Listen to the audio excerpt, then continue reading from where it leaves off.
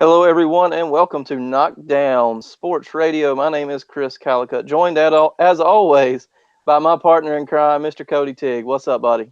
What's up, Chris? How you doing, man? Glad to be here. Glad we're back for another show. Glad to be back on where I can see your face made for radio. But Right. I think we're going to have a good show. It's going to be less numbers, more opinionated, even more than last time. I feel like so. I'm ready to go. Yeah, man. I mean, not a whole lot of huge news when it comes to the things that we try to talk about, whether that be like the social and cultural or economical side of sports. Not as much of that this week. We'll dig back into that as we move along all summer long. And this is going to be primarily a summer podcast. And then after yours truly goes back to school, I'm a PE teacher these days, guys, and multi-sport coach. So once I get back to school, it'll be a little more few and far between. But if you're a brand new listener, if you heard about us on Fightful.com podcast and Sean Ross app, thanks for joining us. And if you've been a listener for a long time, shout out to my man Aaron, who interacts with us all the time and on Twitter and whatnot. So appreciate if you're a long time listener or if you're a brand new listener. Thanks for hanging out with us tonight. So let's get all the business out of the way real quick, Cody. They can find us on Twitter at knockdown underscore. Underscore. Oh dear God, knockdown underscore media. Knockdown underscore media is where you can find us on the Twitter sphere. And I do some live tweeting on sporting events. Cody hops on from time to time. You'll see a few wrestling takes every once in a while from me as well on Raw and SmackDown. So overall encompassing Twitter page we have there. And Cody, did you notice something new on our Twitter page today? I show did, and it is sexy, and I'm happy that you got that done for us. Thanks to our man, Mr. Marsh. But woo, boy, we So got rebranded. we did. And if you have not checked it out yet, check out our Twitter, check out our podcast page, which is at anchor.fm/KSR. That's where you can find all of our outlets that we distribute to. But thanks again to Mr. Elgin Marsh of the EM Experience. Please find them on Facebook. Hit them up for all of your design needs, whether it's a logo, t-shirt, rebranding, anything like that. I mean, he did a before and after of ours on his page. You know, I was kind of proud of the one that I came up with before, right? And then he just completely blew that one out of the water, blew our minds. When I sent it to you, you kind of lost your stuff too. I mean, I was super pumped about that new little rebrand. Elgin did a fantastic job. Again, that's Elgin Marsh, the EM Experience on Facebook. So check them out. Real quick, one more item of business. We got to get going. Again, the podcast page, which is anchor.fm/KSR, is where you'll find our podcast page. We are now finally on Apple Podcasts again, Woo. Google Podcasts, Spotify, all of your major outlets. I think we're on 8 different outlets right now, with more to come. We should be in double digits before too long. And there is a specific little button on the anchor.fm/KSR page, and that is a support this podcast page. And as we stated on last week's show, this is a hobby of sorts for us. But if you decide to support the podcast, any proceeds that you give us or any ad revenue that we get from this podcast or any podcast for the rest of June is going to go to the ADAA, which is raising awareness for anxiety and depression. So I really hope that you'll consider giving to that cause. That's going to go straight from your wallet to our podcast and then straight from our podcast to the charity. We will not see a cent of that in June. So consider giving if you will. All right. So let's get to the task at hand, Cody. Sports. Stick to sports. Let's do it. So the first thing on the agenda this evening is the FIFA Women's World Cup. The United States dominating as projected.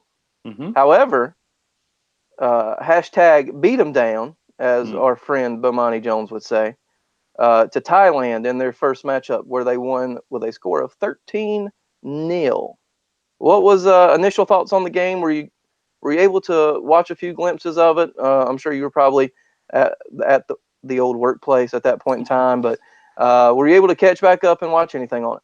Yeah, absolutely, I was, and it was kind of shocking yet not shocking because, of course, they had a 3-0 defeat the next game against Chile, and then Taiwan lost 5-1 to Sweden. So, of course, we're 2 games behind at this point in terms of that group. But the thing is that I remember checking my phone and I saw the final from the FootMob app, which I would want to recommend highly to anyone who loves soccer. And my wife, who hates soccer, I took a screenshot of that and said, "I know you don't like soccer, but my God, look at this." Because it was the most insane thing that I have ever seen. But of course, even though yes, we're 2 games behind, the topic is now, should they have took their foot off the gas?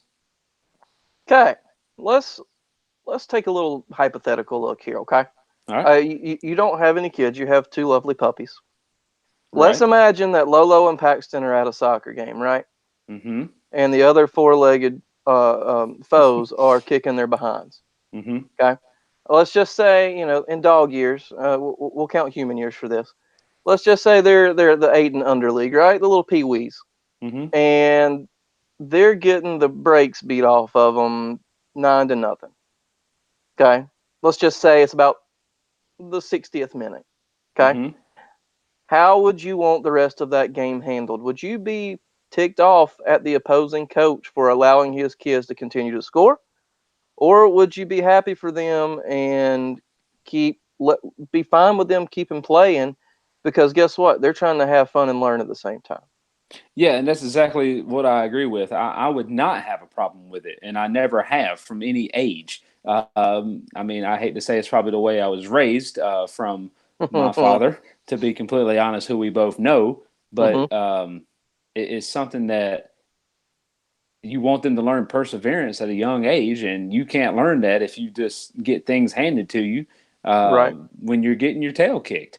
So I guess my thing is that even at a young age, I think they should still not let their foot off the gas. I mean, and it goes all the way. So the question is like, when do you expect someone to take their foot off the gas? At Sure. what level does it stop? Because Chris, me and you went to a high school that sucked at soccer, and I watched Hold on, back up. We sucked at men's soccer. men's soccer. We were great But at women's soccer. but my thing is I watched them lose a game 23-0. I watched that with Yeah, my that was own 2 unfortunate. eyes.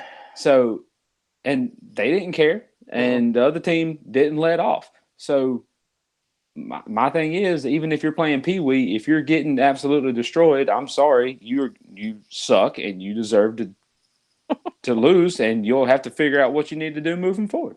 Well, all right. So to play devil's advocate here. Please do, because I'm not the right person to ask. No, I mean, all right. So I have a 2-year-old. Okay.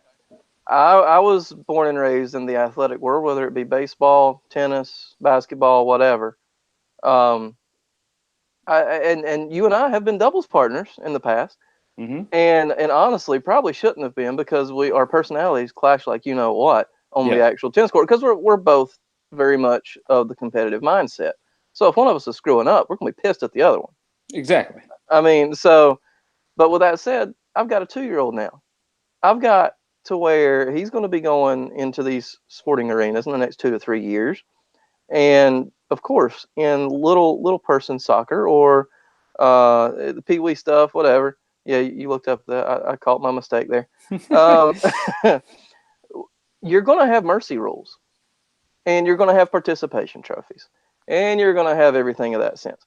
But that's a completely different environment than the World Cup because guess what, Cody? I am on your side Ooh, because the World Cup deals with goal differential, and yeah. you want to score as many as you possibly can to Especially in the give group stage. Especially in right. the group stage. And granted, they're in a solid group. Sweden is a good team, and Chile was not a bad team by any stretch of the imagination. They just had a solid game Yeah, again with a 3-0 win. But in a group stage like that, you want to make sure you advance. I don't right. care who the opponent is. Now, was it cool to see Thailand score in the next game? Yes, it was. You could see all the emotions being poured out and everything like that. that was a feel-good moment for them. That was their participation trophy, so to speak, because they're not going to make it out of the group stage. But with a goal differential rule in effect, I think you have to keep going. Once they got to 8, I'm like, okay, this is cool. And I said, all right, now they're going to go for double digits. And then once I heard that the record, I believe, was 11-0, I said, well, they're going for it. And that they did. Yeah. Now, the only thing that I had a problem with is they were still dancing around like fools on the sideline after their 13th goal. That could have been subdued a little bit. They, in wrestling terms, they turned heel. Okay, so my argument to that is that the World Cup is played every 4 years. So you have women on this team. This is their last World Cup. Megan Rapinoe may not play another World Cup in 4 years because she's been around for a moment. There's other players. Carli Lloyd might be one of those. I mean, right. 4 years is a long time, and injuries, whether they're young or not, they could never play another game. So you're on the biggest stage. You've scored a goal in the biggest stage of soccer. I don't care if it's 100-0. I'm going to celebrate because I just got a goal in the World Cup. Now, Alex Morgan had 5 of the 13. The old nickel piece. Rose Lavelle, who I was unfamiliar with slightly before this, didn't even know she was on the squad, had 2 goals. Lindsey Horan had 1. Sam Mewis had 2. Megan Rapinoe had 1. Mallory Pugh had 1. And Carli Lloyd had 1 in the 92nd minute, which I thought was, but she all right. She was a sub. She is the veteran leader on this team. You good back there, bud? All right. So things, man. Carli Lloyd is one of the veteran leaders on this team, and she came in eager, and she's still looking for playing time because she's not starting right now. Right. So she went in to make a statement, and that she did. Don't have a huge problem with it. I just wish the celebrations would have been subdued slightly once they got to, good God, at least double digits. I mean, act a little professional, act a little business as usual, especially if you've been there before. And a lot of these girls, for the most part, have. See, and I guess that's where my thing is I totally disagree with that. And I know during the pre-show we spoke about this, but it basically comes to a point to where at what point for a professional athlete do you hold back? And my answer is you don't. Carli Lloyd scoring in the 92nd minute is fine with me because she's out there performing as she is supposed to. So to me, it's not a big deal, and it never will be. But of course, there's going to be a lot of big deals to others because, I don't know, look at it from the side of a parent like you. Someone's going to be like, yeah, they should have let off. This is something we don't do. This is bad sportsmanship. That's ridiculous to me. I mean, to me, if the other team sucks, then your job is to perform. You see that's the problem of the Parks and Rec department not splitting them evenly, by golly. But my thing is like, but think about it. You have a baseball team that gets up 20-0. You do not expect that baseball team to stop trying to score runs because at that point they still need to hit, they still need to pitch. There's a lot of things that need to happen, and we've seen 15-run comebacks in the Major League Baseball system before. So, not that it was going to happen in soccer, but by any means. But if you think you can let off the gas at any point, what if you're in a close game and if you hadn't let off the gas that game and performed to keep you from doing it in a game to where you need to show up? That's my argument for it.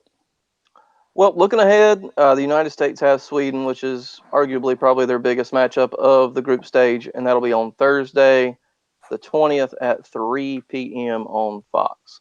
So looking forward to that one. I will try to tune in if at all possible. And I expect that one to be a little bit tighter. I expect another W. But do you think that they rest their starters knowing that they're full well going to the knockout stage and sort of take their foot off the gas pedal and use this as a rest game? Or do you think that they will keep going and try to put away Sweden and be as dominant as possible? Well, their first 2 games were basically two different complete lineups. So this third game, I feel like you'll see some people who played in the first game, some people who played in the second game, just in a different rotation. That way, the coach can see exactly how they perform together.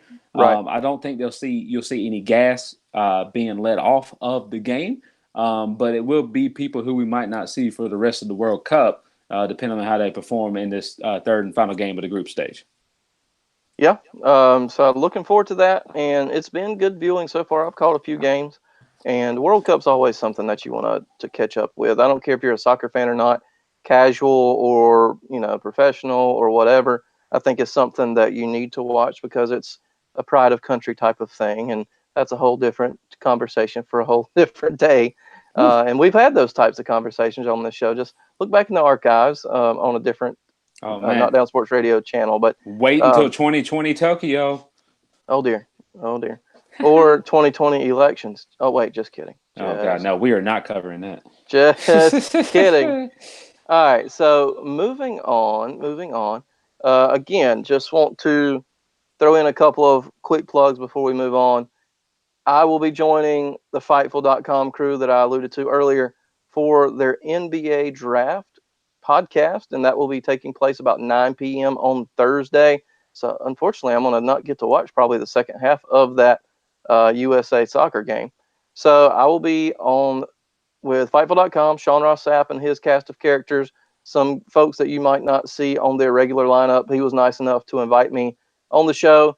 If you listen to their show, which is wrestling, MMA, and boxing based, if you listen to their post-Raw podcast from last night, their post-SmackDown podcast from tonight, and also their post-pay-per-view podcast from this coming Sunday, you will hear a familiar radio station / podcast mentioned on that. But I will be joining them for their NBA draft podcast on Thursday, which is out of their comfort zone, out of their usual batter's box, so to speak, because it's they not are out of Sean's. No.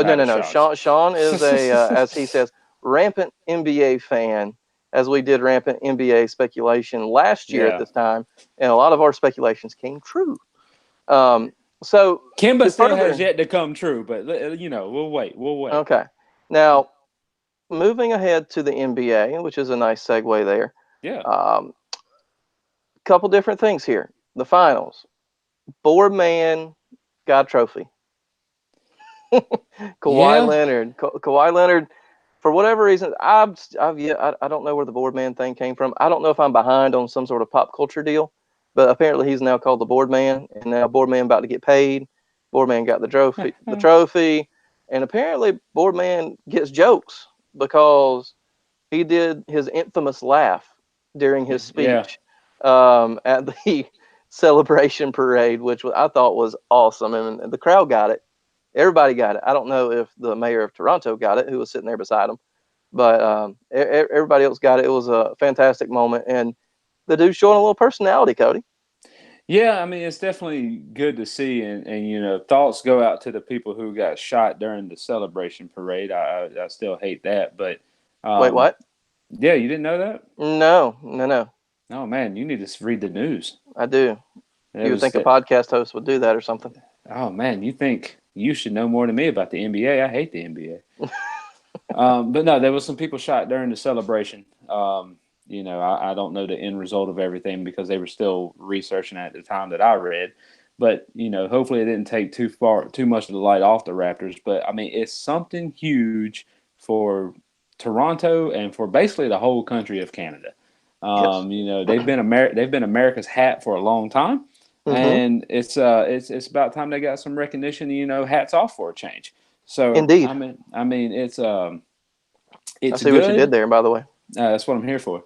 I don't think it was good for the NBA. I will say that. I don't think that Raptors winning was good in any sort of the imagination for the NBA, and I will stand by that. But it's going to make next year a little interesting because now that a few people on that team has a championship, what is there to play for now? Very true. Kawhi, the more we know about this guy, right? He seems like a decent guy, but in the same sense that he kind of gave up on San Antonio because they didn't give him what he thought he deserved. Do you think now that he has another title and sort of proved his worth, do you think he's going to go after that max deal with another team? No, I do not believe he'll go after a max deal. I think his legacy will not be determined by anything else that happens after this. He has his ring. We know what kind of player he is. He has a Finals MVP. The man's going to be fine. He has nothing else to play for in the NBA, if you ask me. Right. So all signs tend to be pointing to him going home. To where I believe he just bought real estate in Toronto, but all signs seem to be talking to where he might end up as a Clipper. And I believe that's probably where I would put my money at this point, because they'll probably be willing just to pay him to have him put butts in seats for an actual Clippers game and not a Lakers game. Very true. And I don't know how great of a fit personality-wise he is in LA, because, I mean, I know the Clippers are the second option there, obviously, and he wouldn't have quite as much attention there. But if you look back at the days where CP3 and, good God, why is it escaping me? Blake Griffin and other big guy. No. Can't remember his name. Oh, dear Lord. Andre something. Nah, he can't shoot free throws. Oh my God, why is the name blocking? But anyways, probably because that's all he could do was block. That's fair. That's fair. But those three guys were a solid sort of three-headed monster for the Clippers, but they never could get past the second round. They never could get over the hump. That's about the most attention that they've ever gotten from a publicity standpoint in the past decade or so. So Kawhi will be a nice little bump to that, bring some attention back to them. They have a decent roster behind them. They're not trash by any sense of the imagination.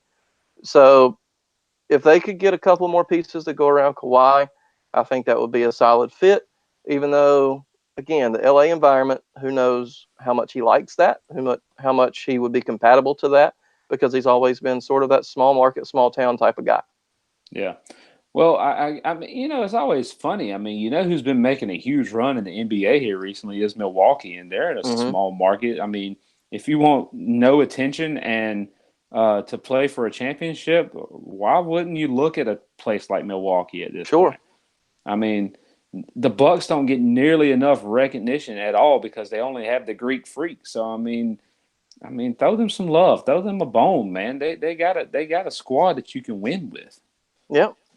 But no one wants to live in Milwaukee. No, I mean, I can't say it's probably not the greatest town in the world. I mean, I can't say that too loud because I'll probably be on a podcast on Thursday evening with a Milwaukee native. Ooh. So I can't say a whole lot. We should change the subject. So, a couple of big potential trades and one huge blockbuster trade that already happened. Mm-hmm. Looking forward to that NBA draft. There's some teams preparing for it. Right. And the Pelicans and Lakers pulled the trigger on a huge deal that sent the Brow, Anthony Davis, over to LeBron land or La La land, whichever, depending on which one you want to use at that point, for a bevy of young stars that could include, let's see, let me find all my people inside the source here. I totally just forgot that LeBron played for LA. Yeah. So, well, he's the GM now, don't you know?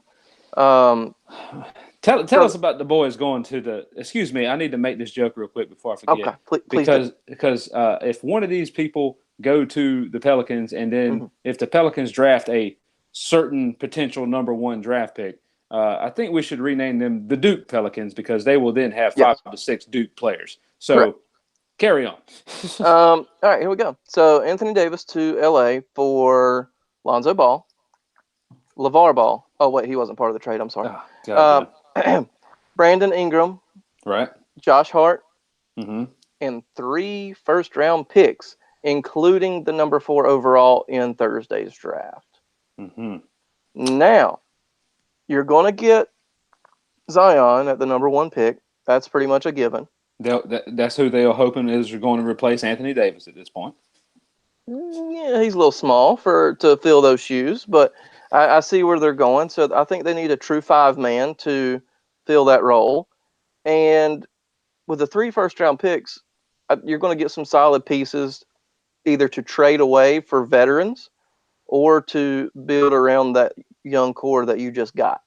Yeah. And that number 4 overall pick is going to be interesting because I think the other Dookie that you're thinking about, RJ Barrett, is going to go to the Knicks at 3.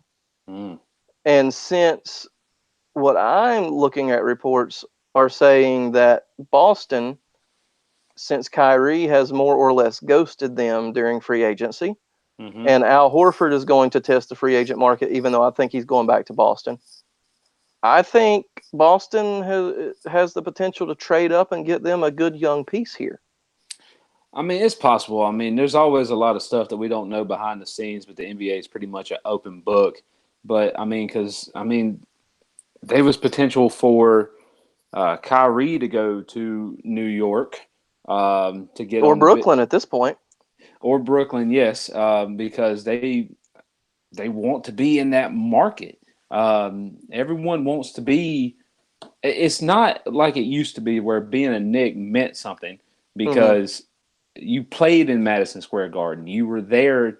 I mean, the fans are crazy. They're loyal, and for some ungodly reason, still loyal to the New York Knicks.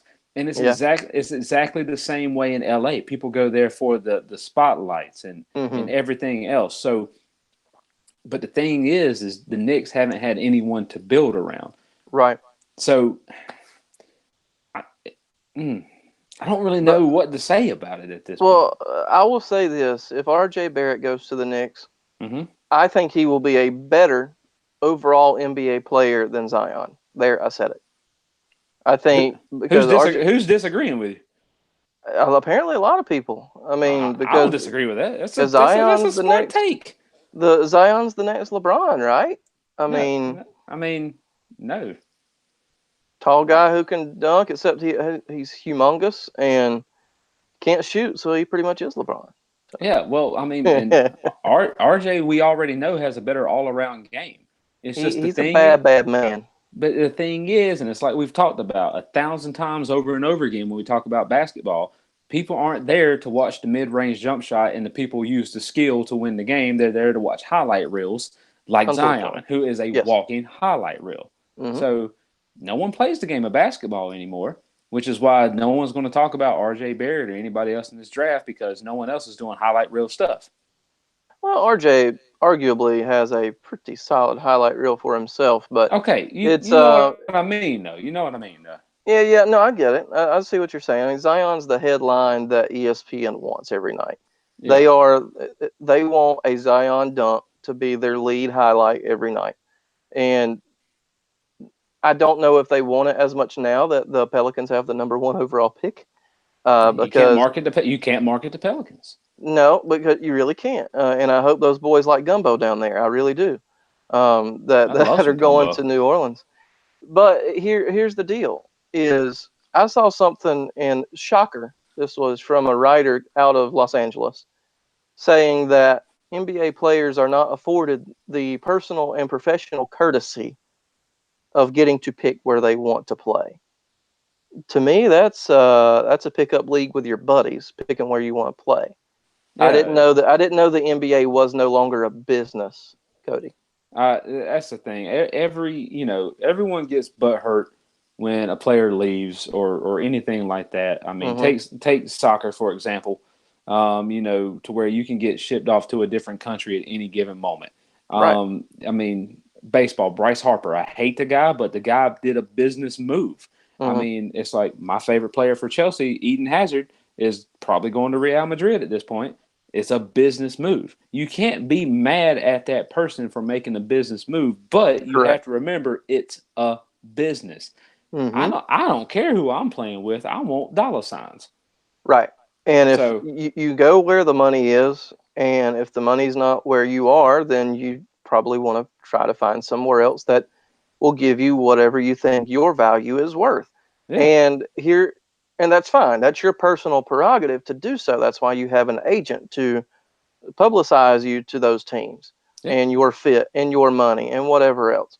But the NBA is the absolute closest league to an anarchy that already exists. Mm-hmm. When it comes to the free agency market, the reason these guys opt out of their guaranteed deals is to either get more money or to pick exactly where they want to go. Mm-hmm. It's the least businessy Yeah. of the major sports in America. So Hands down. I don't really get that writer's take, and I wish I had the guy's name, but I know No, he was out of L.A. we don't But need his it's name a because he doesn't need recognition. garbage take Again, that we will gladly put down. yeah, because the thing, and I'm going to continue to say it, and I hate to say it because it used not to be this way, but the NBA has turned garbage, and I'm going to stand by that until they start to do some things differently and stop trying to cater to everybody like they're a 3-year-old child. Yep. But Pelicans Lakers deal's done. Well, pretty much done. It cannot become official. I don't believe until July 6th, but I don't see anybody shooting that one down. I don't even know if the ESPN Trade Predictor app would have ever thought that one up, for goodness sake. Yeah. So that was a big one. And there's a little bit more drama in the NBA before we move on, and that's between the Houston Rockets. CP3, Chris Paul, and the Beard. No, I'm sorry, but you're not the Beard. James Harden is the Beard. And their relationship right now is, quote, unsalvageable and irreconcilable, to put some two larger words out there. And this is how much Cody keeps up with the NBA. Ah, Chris Paul is no longer with the Clippers, Cody. yep. He's been with the Houston Rockets for a couple of seasons now. And this is the really only thing I want to talk about this one. And the only reason I bring this one up. So, how in the world do you think the environment was on those State Farm commercials that they filmed together? Oh, dang! I didn't even think about that. Boy, I loved Mm-hmm. it. I love this take. Um, oh, this might be my favorite thing I've ever had to think about. Oh God, I have no idea. Like, what type of demands did one or the other have in order to agree to be a part of that shoot? Oh my God. I bet State Farm had to fork out some money. Probably. I mean, because they had Oscar from The Office there. I don't know his real name, but he Mm. was the actual agent. But like, I mean, especially the part where they like burned down CP3's house. I mean, oh, That's a little too metaphorical at this point, yes? it really is. But my God, I'm gonna be thinking about this the rest of the night now. But I mean, again, it's just more childish games in the NBA for people who want to be catered. Well, Chris Paul has never been thought of as the most mature human being in the whole wide world. And we know James Harden is everything but. Correct. So So, you have a lot of play fighting there, and who knows where that'll be.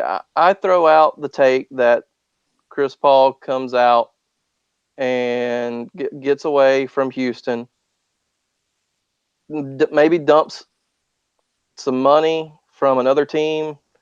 Um, with that being possibly the Charlotte Hornets, getting rid of a few bad contracts, say a Marvin Williams or a Nicholas Batum, in exchange for a Chris Paul. waste of space, Nicholas Batum. Yes, he is very much so. My thing is my take on this will be he will visit Charlotte, he will court them, and he will go somewhere else. Because Charlotte's probably going to need a replacement for the one and only franchise Kemba Walker at this point. Yeah, who still Because hasn't ended up in Cleveland like I said he would. no, he did not. But I think he will be joining LeBron as his new point guard next year. Is this show almost over? Maybe. I don't know how to Maybe. react to that. I don't want to react to that. I really think Kemba's going to LA. I hope he stays in Charlotte because he's pretty much the only piece that anyone gives an absolute darn about If on the Hornets roster. if Kimba leaves the You low might as amount of well go back to the Bobcats at this point. I mean, I still rock my Charlotte Bobcats hat when I'm over the yard, so it's whatever. Situational stuff there. Don't put it in front of the lawnmower accidentally though. Oh, I love that hat. It's fantastic. Oh yeah. But don't ever say Kimba's going to LA ever again on the show. Please don't. I'm sorry. It just breaks my heart, man. Like you keep up with the Hornets. I keep up with Kimba. I Anyway. get their scores to the game on my phone every time they play. Chill out. Okay. All right. So a little bit more homerism before we close shop tonight. Our Atlanta Braves, Cody, Ooh. are on a hot streak, by golly.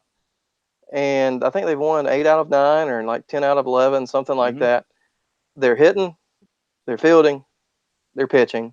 Boy, are they hitting. And I think they have the most overall home runs in the majors. Yes. And I'm not sure how. Like, all right, so at the beginning of the year, I looked at the lineup. I said, this is going to be another solid team. Mm-hmm. But it lacked very specific positions, and it still does. Closer. They did not go out and sign Craig Kimbrell as they should have, in my opinion. They did go get Dallas Keuchel from Houston, who was a free agent at the time, and he's been doing some rehab starts, and hopefully he'll be up on the main very soon. But I still think they lack a bullpen. They're going to give away a few games even when they score 5, 6, 7 runs. But I think their starting rotation's finally starting to look pretty wholesome here. Yeah, as long as I believe it was Sean Newcomb who got hit in the head the other day. I hopefully he's fine. But I think he passed concussion protocol. He should be good for his next start. perfect because he's been having a fantastic year to me. The only cause of concern that I have in our starting lineup is Julio Teheran. Really? Yes, I'm not Really? quite. Yes, it seems like every time that man gets on the mound, we lose the game. And that's because he has the least run support of any starter on the team. Well, he also lets up. I mean, he's got a 3 or 4 ERA, bro. Hold on. We're going to – you keep talking. I mean, okay, I'll continue talking. But the main thing is that the bats have come alive. You're right. We're on pace to, I think, have the most home runs ever hit in the first half of a season. Might have to double check me on that one. But, I mean, we're on an absolute tear. And, I mean, everyone from 1 to 8 is hitting home runs. Yeah, I mean, for sure. It helps when you have Jose Albies hitting 8th. That would be Ozzy Albies, but yes. Ozzy Albies, sorry. I got, Easy to get your Central Americans confused, I guess. Wow. That's you went there. I just finished it. So what's happening right now? You say Julio Teheran is terrible. I prefer to disagree because he's only 28 years old, even though he's been in the majors for what seems like forever. Yeah. And his current ERA is 2.92. I was close with a 3. Get out of here. I mean, anything under 3 for a starter is solid, mi amigo. I understand that. But he still has the perception of every time he's on the mound, we're going to lose the game. Because he doesn't have the blowaway stuff as some of the younger guys. Okay. He's almost the Greg Maddux or Tom Glavine of the rotation. His fastball only goes 89 or 90, but he has those other pitches that can get you out pretty quick. Yeah. All right. Well, nonetheless, back to the bats. Okay. Yes. Because that's what people are paying to see. That's why the last few weekends they've almost sold out, at least one sellout of SunTrust Park because of the dingers. Yep, that they have. I mean, I don't know. I'm shocked. I don't know. I don't know how to react to 2 good years by my Atlanta Braves. I really don't. Well, I still don't. I mean, they're 43-40. We're halfway through the season. We just hit the halfway point. So 81 games would have been halfway, yes, because of 162 games in the season. Yeah, but the main thing is we're 2 games up on the Phillies right now. So right, because the NL East is not exactly amazing this year. I mean, Philly I thought would be a little bit better. I mean, they're right on track. I knew the Mets would be a little better than they were, but still not great. And God knows the Marlins are awful. But yeah, exactly. So the Braves, I think, have a decent shot at the division. If they don't, they might not get the wild card based on the record. They're going to have to stay hot, unfortunately. But no, they're good grief, man. Their stats are just through the roof. Like crazy. I think they said Ozzy Albies has like the 5th or 6th best average on Atlanta's team, but he has a better average than like 80% of the Phillies roster. So my claim to fame is I held in my hand a featured bat of Robert Acuna Jr. So you got to get better with these names, bro. Ronald. God. Ronald. You're I'm killing sorry, me. man. I'm killing You're killing myself. I know these things too. Whatever. Oh I man! All held right, one of his future bats in my hand. I just that's want you to good. know that. That's I good. just want you to know that. So here's what we're gonna do. That's really about the main gist of our news this week, man. Yeah. Because it's a short week for the podcast for the main show, but here's why we're going to stop it at that, because we have one more big show this week. Um, if you listen to our other podcasts and our quick update podcast that I posted on Monday, I am going to have the absolute honor and joy to interview ESPN Radio's Freddie Coleman. If you have listened to late night radio on ESPN at all over the past 10 to 15 years, you have heard this man's silky smooth voice, sort of laid back, humble vibe, but has very smart takes, tries to be a little bit different than the other programs on ESPN radio, and has the absolute best bump music in the game. So we will be talking a lot about music, how he got his start, how he tries to be different from those other shows, just sort of pick his brain a little bit on the radio industry, but also his sort of personal life in a sense as well, without getting too far in, of course. But it will be a great conversation. I'm very much looking forward to it. And if you have any questions for Freddie Coleman, please send those into the Twitter, which you can find at knockdown Underscore. underscore media, knockdown underscore media. Sounds good Media. on my end. I just want to put that out there. Okay. A little delayed on my end. We'll see how it goes in the post feed. But no, I think it's going to be a great interview. I'm more than honored to do that because, Yeah. look, Freddie has thousands of followers on Twitter, Mm-hmm. thousands of nightly listeners on the Freddie and Fitzsimmons show on ESPN Radio. And he has agreed to come on to our show, who has not thousands of listeners and not thousands of followers. So, Barely tens of followers. whoa, whoa, whoa, whoa, whoa, whoa, whoa. No. True followers, homie.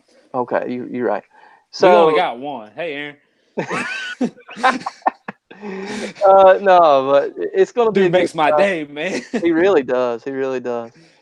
So, again, quick recap. Thanks to Elgin Marsh of the EM Experience LLC on Facebook for the refresh logo. Anchor.fm/KSR is where you can find the podcast and all the different outlets that it goes to. Hit the support page button. We'll donate the rest of that for June to the ADAA. And join us on Friday evening for the Freddie Coleman interview. I'm going to be interviewing him mid-afternoon. I will have to splice that interview and do some editing and sounding and all that fun stuff. And then hopefully it will be on the Anchor airwaves and on your podcast feed by late evening on Friday. So you have some good weekend listening pleasure stuff. So, Cody, anything else you want to get off your chest before we wrap up, brother?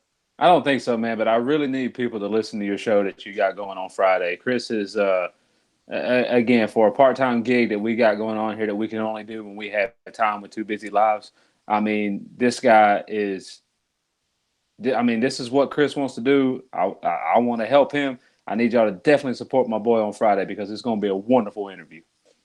I appreciate that, man. I mean, who knows? I doubt this will become a lifelong thing. But hey, if we can make the best of a hobby and still get the cool stuff like this every once in a while, Exactly. And I'm working on a couple of more interviews. Sean Ross Sapp has agreed to come back on the show.